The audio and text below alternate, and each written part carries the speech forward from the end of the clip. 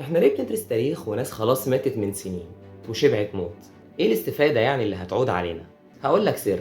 لو صحيت الصبح لقيت نفسك فاقد الذاكرة، يعني لا فاكر اسمك ولا اهلك ولا مين بيحبك ولا مين بيكرهك حتى، بذمتك هتعرف تاخد قرار واحد صح في حياتك في يومك؟ مستحيل. صدقني، التاريخ ده بقى ذاكرة جماعية للبشر. احنا مش بنقرا ونحفظ اسماء اموات، احنا بنقرا كتالوج تصرفات البشر في كل المواقف، وده طبعا عشان ما نكررش اخطائهم.